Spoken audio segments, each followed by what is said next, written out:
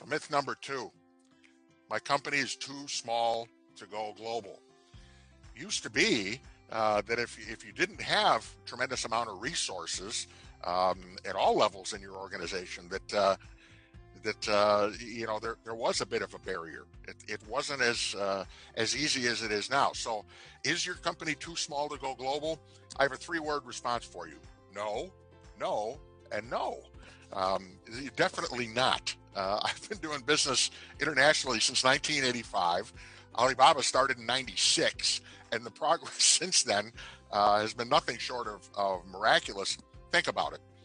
Explosive growth in mobile penetration as well as e-commerce. And in fact, mobile penetration, if I'm not mistaken, is technically higher in regions of Asia, specifically Southeast Asia, than here. And there's so much e-commerce happening on those platforms right now.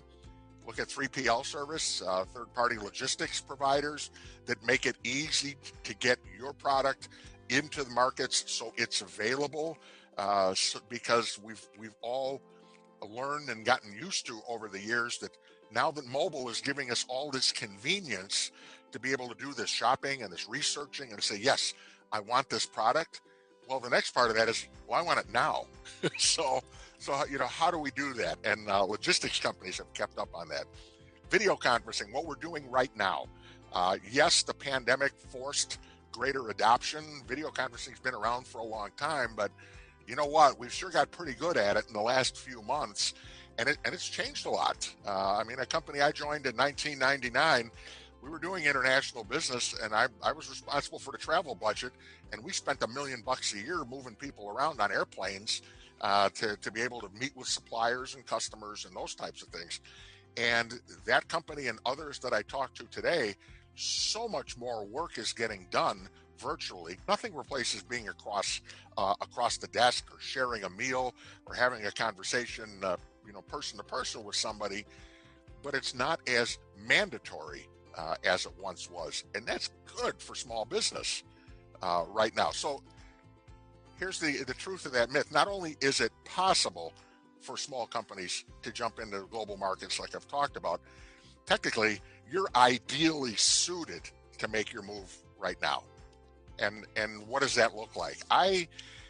The theory and practice that I have and that I see with my clients internationally is that SMBs in your language, I believe they have an inherent advantage when going global. And here's what I mean by an inherent advantage. You're not burdened by layers of bureaucracy. Chances are I'm probably talking to the owners, founders, leaders of small businesses right now. The buck stops with you. If you make a decision, hopefully an informed one, about something you want to do, you can do it. It's easier for small companies to pivot and iterate. If you see, you launch with an assumption, you see a need to make a change because of a local taste or preference or something like that. It's a lot easier to make a change when you're a smaller organization than when you're a big one. You can make decisions and changes faster, again, for all of those reasons. When I ran larger manufacturing companies, at 1,500 people across 4 manufacturing sites on 3 continents, that type of thing, what I feared the most weren't the big competitors that were easy to see coming. What I feared the most that was going to eat into my market share were smaller, faster, more nimble companies, from individuals and everything in between, that could sneak up, out-innovate, disrupt, all of those things that were just faster. They could do it quicker than I could respond to it. So I have always had a passion and a sense that SMBs have a number of advantages that you really need to take ownership of and leverage them, because you got this. You're not too small to go global.